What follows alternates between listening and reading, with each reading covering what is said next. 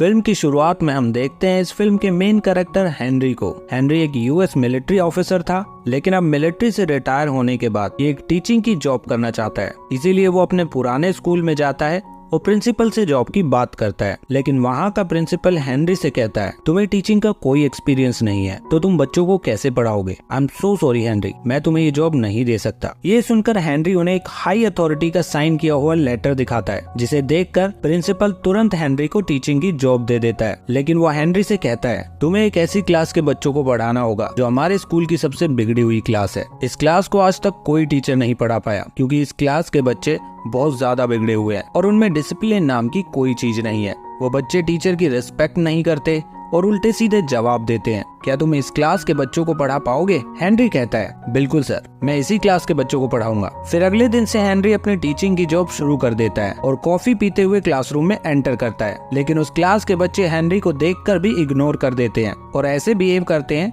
जैसे उनकी क्लासरूम में कोई आया ही नहीं है। वो सब बच्चे अपनी अपनी मस्ती में लगे रहते हैं। कोई सो रहा होता है तो कोई गिटार बजा रहा होता है और कुछ बच्चे तो क्लासरूम में ही मैगी बना रहे होते हैं। तो ये सब देखकर हेनरी उन बच्चों का ध्यान अपने ऊपर करने के लिए उनके पास जाता है और उनकी तारीफ करता है। वो कहता है, अरे वाह, गेमिंग तो मुझे भी बहुत पसंद है, बट क्या तुम्हें पट से हेडशॉट मारना आता है? फिर ऐसे करके जब सब बच्चे उसकी तरफ देखने लगते हैं तो वो अपना इंट्रोडक्शन शुरू करता है और बोर्ड पर अपना नाम और नंबर लिखता है। लेकिन बोर्ड पर उसकी हैंडराइटिंग को देखकर सब बच्चे उसका मजाक उड़ाने लगते हैं और फिर उनमें से एक बच्चा उसे कॉल करता है और कहता है, यहाँ से चुपचाप चलते बनो, हमें तुम्हारे इंट्रोडक्शन की कोई जरूरत नहीं है। लेकिन हेनरी इस बात को इग्नोर करता है और मुस्कुराते हुए बच्चों से बातें करता है। लेकिन वो सारे बच्चे एक बार फिर से हेनरी को इग्नोर करके अपनी अपनी मस्ती में लग जाते हैं। बच्चों का ऐसा बिहेवियर देखकर हेनरी चौक के डब्बे से एक चौक निकालता है और उसे क्लासरूम की छत पर लगे फायर स्प्रिंकलर पर मारता है, जिससे पूरे क्लासरूम में पानी गिरने लगता है और सारे बच्चे उठकर इधर उधर भागने लगते हैं। लेकिन तभी सब बच्चे देखते हैं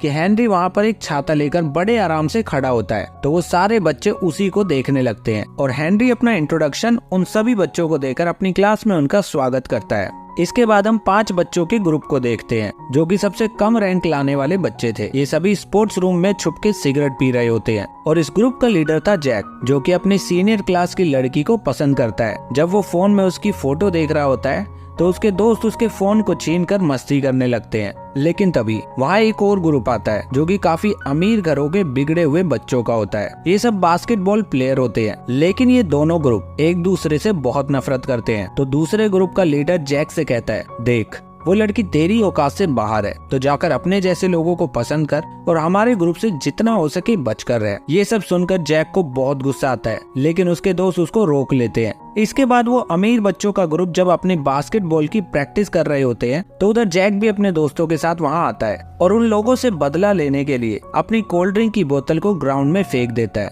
जिसकी वजह से उनका टीम लीडर फिसलकर गिर जाता है। और उसे गिरा हुआ देखकर जैक और उसके दोस्त बहुत खुश होते हैं। लेकिन ऐसा करते हुए उनकी इंग्लिश टीचर उन्हें देख लेती है और उन सभी पर बहुत गुस्सा करती है, साथ ही साथ उन्हें सजा भी देती है। फिर टीचर की सजा से बचने के लिए वो लोग प्लान बनाते हैं और टीचर की टेबल पर पानी की बोतल गिरा देते हैं, जिसकी वजह से टेबल पर रखे सारे इंपॉर्टेंट डॉक्यूमेंट गीले होने लगते हैं और टीचर उन्हें बचाने की कोशिश करती है। इसी दौरान मौके का फायदा उठाकर जैक अपने दोस्त के साथ वहाँ से निकल जाता है। इसके बाद हम देखते हैं स्कूल के प्रिंसिपल को, जो कि बहुत परेशान होते हैं क्योंकि उनके स्कूल की रेपुटेशन दिन ब दिन खराब होती जा रही थी और इसी कारण एजुकेशन बोर्ड उनकी एनुअल फंडिंग में से 20% की कटौती करने वाला है। एजुकेशन बोर्ड से कुछ लोग उनके स्कूल में आए होते हैं और इंस्पेक्शन करते हैं कि वो लोग स्कूल को ठीक से चला रहे हैं या नहीं। उधर हम हेनरी को देखते हैं, जो अपनी क्लास में जा रहा होता है, लेकिन बच्चों ने उसके साथ प्रैंक करने के लिए दरवाजे के ऊपर पानी से भरा हुआ बास्केट रखा होता है और वो सभी बच्चे अपने अपने फोन का कैमरा ऑन करके बैठे होते हैं। लेकिन जैसे ही हेनरी दरवाजा खोलता है तो वो जल्दी से पीछे हटकर उस बकेट को मारकर दूर फेंक देता है, जिसे देखकर सभी बच्चे बहुत हैरान होते हैं। फिर हेनरी अपनी क्लास शुरू करता है और बच्चों को पढ़ाने लगता है। फिर वो जैक के पास जाता है और उससे उसका सिगरेट का पैकेट मांगता है। तो ये देखकर जैक पहले तो हैरान होता है, लेकिन फिर बाद में पैकेट निकाल कर दे देता है। इसके बाद हेनरी उस पैकेट से एक सिगरेट निकालता है और सब बच्चों से कहता है, चलो आज मुझे जो भी बच्चा ये बताएगा कि एक सिगरेट को बनाने में कौन सी 3 चीजें इंपॉर्टेंट होती है, तो वो इस क्लास को स्किप कर सकता है। ये सुनते ही हेनरी के पीछे बैठा हुआ एक बच्चा तुरंत उसको तीनों चीजों के नाम बता देता है। ये देखकर हेनरी अपना वादा पूरा करता है और वो लड़का गिटार बजाते हुए क्लास से बाहर जाने लगता है। उसको देखकर क्लास में बैठे सभी बच्चे बहुत खुश होते हैं और उसके लिए तालियां बजाते हैं। इसके बाद क्लास के सभी बच्चे कहते हैं हमें भी क्लास स्किप करनी है, तो हमें भी एक मौका मिलना चाहिए। तो हेनरी सभी बच्चों के सामने एक एक सिगरेट रख देता है और सभी बच्चों से पूछता है कि सिगरेट पीने से क्या होता है। वो बहुत अच्छे से जानता था कि बच्चों को डायरेक्टली सिगरेट के नुकसान के बारे में बताया तो उसकी बात कोई नहीं सुनेगा, इसीलिए वो उन्हें समझाता है कि सिगरेट पीने से इंसान के फेफड़ों में टार कैसे बनता है और कैसे धीरे धीरे इंसान अपनी मौत की तरफ आगे बढ़ता है। ये स्कूल में पहली बार हो रहा था कि ये क्लास इतने ध्यान से टीचर की सारी बातें सुन रही थी। फिर बेल बजती है और हेनरी सभी बच्चों को दी हुई सिगरेट वापस मांगता है। फिर ना चाहते हुए भी जैक और उसके साथियों को अपनी सिगरेट वापस करनी पड़ती है। फिर उसी दिन कैंटीन में वो अमीर बच्चों के ग्रुप का लीडर जैक के एक दोस्त को गिरा देता है और ऐसा होते ही दोनों ग्रुप के बीच बहुत ज्यादा लड़ाई शुरू हो जाती है। वो लोग एक दूसरे पर खाना, कुर्सी, बोतल जो भी हाथ में आता है फेंक कर मारते हैं, जिसकी वजह से जैक और उसके दोस्तों को स्कूल से सस्पेंड कर दिया जाता है, क्योंकि लड़ाई के बारे में पता चलने पर जैक और उसके दोस्तों को ही लड़ाई शुरू करने का जिम्मेदार बताया जाता है। फिर जब हेनरी प्रिंसिपल के ऑफिस से बाहर आता है तो वो देखता है कि जैक अभी भी लड़ाई कर रहा होता है, तो वो जल्दी से भागकर उनको लड़ाई करने से रोकता है और जैक को शांत रहने के लिए कहता है। लेकिन जैक गुस्से में कहता है ये पूरा स्कूल ही दोगला है, क्योंकि हर बार चुप रहने को सिर्फ हमें कहा जाता है, उन अमीर बाप की औलाद को नहीं। उन लोगों को कभी सजा नहीं मिलती। खैर, उन बच्चों को तो सजा नहीं मिलती, लेकिन आप मेरे चैनल को सब्सक्राइब करके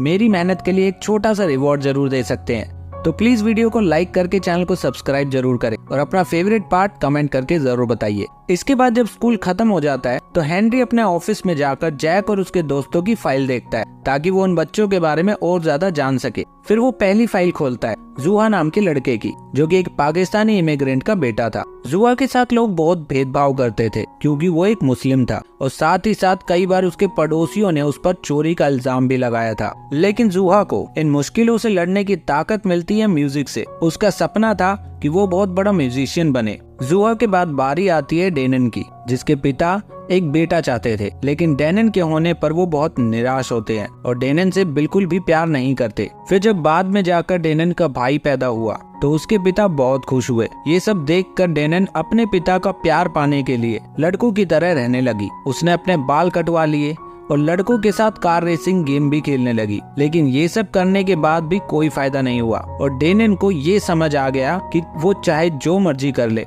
लेकिन उसके पिता सिर्फ उसके भाई से ही प्यार करते हैं। इसके बाद हेनरी ब्रूस और क्रिस की फाइल निकालता है। ये दोनों भाई होते हैं और बचपन में ही इनकी माँ किसी और आदमी के साथ चली जाती है। उनकी माँ के जाने के बाद पिता शराब पीने की लत लगा लेता है और ब्रूस गेम खेलने की। अब इन दोनों का ख्याल रखने वाला बचता है क्रिस, तो वो एक दुकान में काम करने लगता है। इसके बाद जब हेनरी जैक की फाइल खोलता है तो उसकी फाइल में कोई जानकारी नहीं मिलती। फिर हम देखते हैं जैक को, जो कि एक होटल में वेटर का काम करता है। फिर वहाँ पर एक गैंगस्टर आता है जो अपने बिजनेस पार्टनर के साथ पार्टी कर रहा होता है। उसको सर्व करने के लिए जैक वहाँ जाता है। उसको सर्व करते हुए जैक की नजर उस गैंगस्टर के फैंसी लाइटर पर पड़ती है, तो जैक उसे चुरा लेता है, लेकिन थोड़ी देर में पकड़ा जाता है और उस गैंगस्टर के आदमी जैक की जमकर धुलाई करते हैं। लेकिन फिर जब वो जैक की आईडी देखते हैं तो उन्हें पता चलता है कि वो अभी एक स्टूडेंट है, जिसे देखकर वो गैंगस्टर जैक को कुछ पैसे देता है और उसको एक फूड डिलीवरी की जॉब भी ऑफर करता है। वहीं दूसरी तरफ हम हेनरी को देखते हैं, जो कि जुहा को ढूंढ रहा होता है, लेकिन जुहा वहाँ पर एक टिकट चुराकर भाग रहा होता है और उसके पीछे बहुत सारे लोग लगे होते हैं। ये देखकर हेनरी तुरंत भागता है और उन लोगों से जुहा को बचा लेता है। इसके बाद वो दोनों एक ब्रिज के पास खड़े होकर बात करते हैं। फिर वहीं पर एक म्यूजिक बैंड भी परफॉर्म कर रहा होता है, तो हेनरी जुहा का कॉन्फिडेंस बढ़ाने के लिए उस बैंड के साथ गाना गाने लगता है और जुहा को भी गाना गाने के लिए कहता है। हेनरी को गाता देख जुहा भी थोड़ा खुश होता है और गाना गाने लगता है। अब वहाँ पब्लिकली सबके साथ गाना गाकर जुहा को बहुत अच्छा महसूस होता है, क्योंकि आज से पहले उसने कभी भी इतने लोगों के सामने गाना नहीं गाया था। इसके बाद हम ब्रूस और क्रिस को देखते हैं, जिनके पिता उनसे दारू लाने के लिए कहते हैं, लेकिन वो दोनों भाई दारू लाने से मना कर देते हैं। इस बात से उनके पिता को बहुत गुस्सा आता है और वो दोनों भाइयों को घर से बाहर निकाल देता है। उसके अगले दिन हेनरी उनके पिता से मिलता है और उसे समझाता है, सर आपको अपने बेटों का ध्यान रखना चाहिए, वो दोनों आपकी जिम्मेदारी हैं। और रही बात दारू की लत की, तो वो आप छोड़ सकते हैं। मैं आपको एक रिहैब सेंटर के बारे में बताता हूँ जहाँ आपको जाना चाहिए। वहीं दूसरी तरफ हम डैनन को देखते हैं, जिसके पिता उसके लिए मेकअप का सामान ला कर देते हैं और कहते हैं, बेटा अब तुम बड़ी हो रही हो और तुम्हें अब ये लड़कों की तरह रहना बंद कर देना चाहिए। मुझे ये सब अच्छा नहीं लगता। ये सब सुनकर डैनन को गुस्सा आ जाता है और वो कहती है, क्या आपको मेरी जरा भी परवाह है?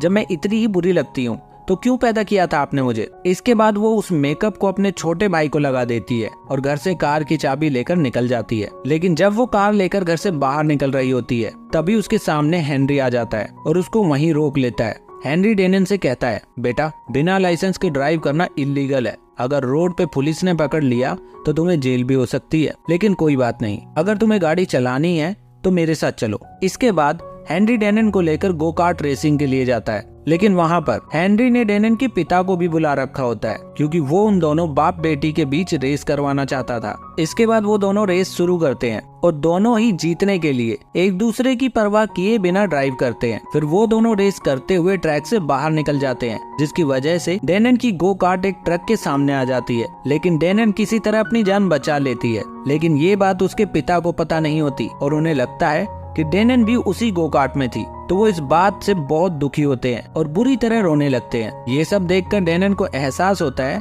कि उसके पिता उससे कितना प्यार करते हैं, इसीलिए वो अपने पिता के पास जाती है और उन्हें गले लगा लेती है। इसके बाद हम देखते हैं ब्रूस और क्रिस को, जो अपने स्कूल असाइनमेंट के लिए एक ग्रुप के साथ एक अल्कोहल से रिकवर हुए आदमी का इंटरव्यू लेने जाते हैं। लेकिन वहाँ जाते ही वो दोनों बहुत हैरान होते हैं क्योंकि वो जिस आदमी का इंटरव्यू लेने जाते हैं वो उन्हीं का पिता होता है। फिर एक लड़की उनसे सवाल पूछना शुरू करती है और वो पूछती है कि आपने शराब पीना क्यों शुरू किया? तो उनके पिता बताते हैं, मैं अपनी पत्नी से बहुत प्यार करता था और वो मेरे बुरे वक्त में किसी और आदमी के साथ मुझे छोड़कर चली गई और उसके जाने की वजह से मैंने शराब पीना शुरू कर दिया और शराब की लत की वजह से मैं ये भूल गया कि मेरे 2 बच्चे भी हैं जिनका मुझे ध्यान रखना चाहिए और मैं इन सब की वजह से बहुत शर्मिंदा हूँ। वो उन बच्चों को ये तो नहीं बताते कि ब्रूस और क्रिस ही उनके बेटे हैं, लेकिन उनसे माफी जरूर मांगते हैं और अपने पिता को ऐसे शर्मिंदा होते देख ब्रूस और क्रिस भी रोने लगते हैं। फिर आखिर में हम जैक को देखते हैं, जिसने उस गैंगस्टर के साथ काम करना शुरू कर दिया था। फिर वो गैंगस्टर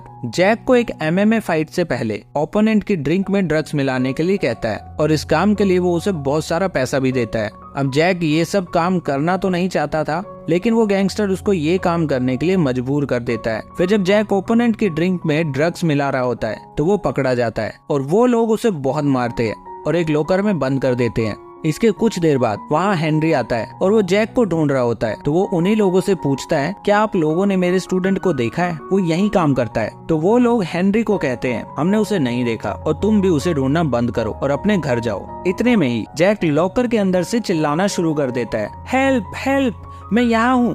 तो उसकी आवाज सुनकर हेनरी समझ जाता है कि वहाँ कुछ ठीक नहीं है और वो उन लोगों से लड़ना शुरू कर देता है। हेनरी अकेले ही उन सब लोगों की जमकर पिटाई करता है। ये सब देखकर उनका बेस्ट MMA फाइटर भी आकर हेनरी से लड़ता है, लेकिन हेनरी उसको भी लड़ते हुए नॉकआउट कर देता है और इसी फाइटर की अगली फाइट भी होने वाली थी। इसके बाद हेनरी जैक को लेकर हॉस्पिटल पहुंचता है और अपने जख्मों पर भी पट्टी करवाता है। फिर जैक पुलिस को सब कुछ सच सच बताने की कोशिश करता है, लेकिन वो गैंगस्टर जैक को रोक देता है। उधर न्यूज चैनल पर यह खबर फैल जाती है कि हेनरी ने अपने स्टूडेंट को बचाने के लिए एक प्रोफेशनल MMA फाइटर को नॉकआउट कर दिया और इस खबर के चलते पूरे स्कूल में हेनरी बहुत फेमस हो जाता है और सभी स्टूडेंट उसकी बात मानने लगते हैं और हेनरी की रिस्पेक्ट करने लगते हैं। फिर हम एक फ्लैशबैक देखते हैं जिसमें हेनरी का बचपन दिखाया जाता है। बचपन में हेनरी भी बहुत शरारती बच्चा था। उसने स्कूल के एक प्रोग्राम में पियानो बजाते हुए एक बच्चे पर पानी का गुब्बारा फेंक दिया था और बाद में उसी बच्चे से लड़ाई करते हुए उसका हाथ तोड़ दिया, जिसकी वजह से हेनरी को स्कूल से सस्पेंड कर दिया गया था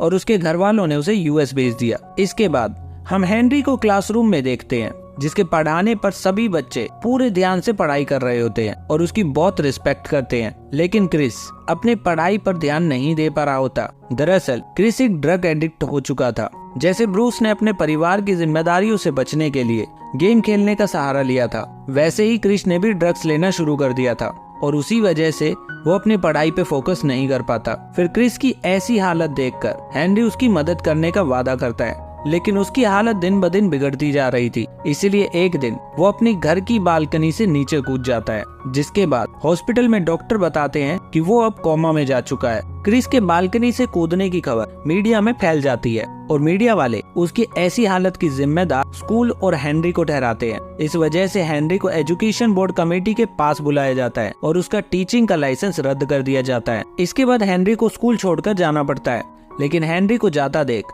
सभी स्टूडेंट मिलकर उसको रोकने की कोशिश करते हैं, लेकिन हेनरी वहाँ से चला जाता है। फिर सारे स्टूडेंट उसके जाने के बाद बहुत दुखी होते हैं। फिर वो सभी बच्चे डिसाइड करते हैं कि वो लोग बहुत मेहनत करेंगे और आने वाले एग्जाम में अच्छे नंबर लाकर ये साबित कर देंगे कि हेनरी एक बहुत अच्छा टीचर है। इसीलिए सभी स्टूडेंट्स उसी दिन से दिन रात पढ़ाई करना शुरू कर देते हैं। फिर जब एग्जाम वाला दिन आता है तो सभी बच्चों के फोन पर हेनरी का मैसेज आता है कि वो सभी बच्चों से एग्जाम से पहले मिलना चाहता है। वो मैसेज देखकर सभी बच्चे हेनरी से मिलने के लिए पहुंच जाते हैं, लेकिन वहां जाकर उनके सामने वो गैंगस्टर आता है और वो सभी बच्चों को स्कूल में ही बंद कर देता है, क्योंकि वो हेनरी को सबक सिखाना चाहता था और वो नहीं चाहता था कि हेनरी वापस से स्कूल में बच्चों को पढ़ाने आए। लेकिन फिर जब हेनरी वहां पहुंचता है तो वो एक बच्चे के पर्स को देखकर समझ जाता है कि वहां पर कुछ गड़बड़ है। तो वो सीधा उस गैंगस्टर के पास जाता है और उसके सारे आदमियों को मारकर उन बच्चों को आजाद कर देता है और सभी बच्चे भागकर अपना एग्जाम देने जाते हैं। वहीं दूसरी तरफ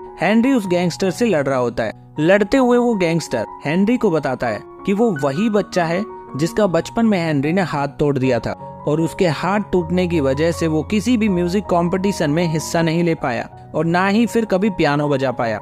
इन सब का कारण वो हेनरी को ही मानता था। फिर हेनरी उसको समझाने की कोशिश करता है, लेकिन वो हेनरी पर हमला कर देता है और हेनरी अपने बचाव करते हुए आखिर में उसको दबोच लेता है और चाकू से उसको मारने वाला होता है। तो वो रुक जाता है और वो उस गैंगस्टर से अपने बचपन में हुई गलती की माफी मांगता है और वहाँ से चला जाता है। इसके बाद हम देखते हैं कि सभी स्टूडेंट्स एग्जाम हॉल में पहुंच जाते हैं और अपना एग्जाम दे देते हैं। फिर कुछ हफ्तों बाद जब रिजल्ट आता है तो पता चलता है कि हेनरी के सभी स्टूडेंट्स बहुत अच्छे नंबरों से पास होते हैं, जिसकी वजह से उसके स्कूल की रैंक काफी ज्यादा ऊपर चली जाती है और उनका प्रिंसिपल भी बहुत खुश होता है। और इन सब की वजह से उनके स्कूल को फिर से 20% एक्स्ट्रा फंड मिल जाता है, जिसे देखकर उनका प्रिंसिपल बहुत ज्यादा खुश होता है। वहीं वो गैंगस्टर भी फिर से पियानो बजाना शुरू कर देता है और क्रिस भी कोमा से बाहर आ जाता है। इसके बाद हम फिर से हेनरी को देखते हैं जो अपने नए बैच के स्टूडेंट्स पर फायर स्प्रिंकलर से बारिश करता है और यहीं पर ये फिल्म खत्म हो जाती है। आपको आज की ये फिल्म देखकर क्या सीखने को मिला, कमेंट करके जरूर बताना और ऐसी ही फिल्म आगे देखने के लिए चैनल को सब्सक्राइब करना मत भूलना।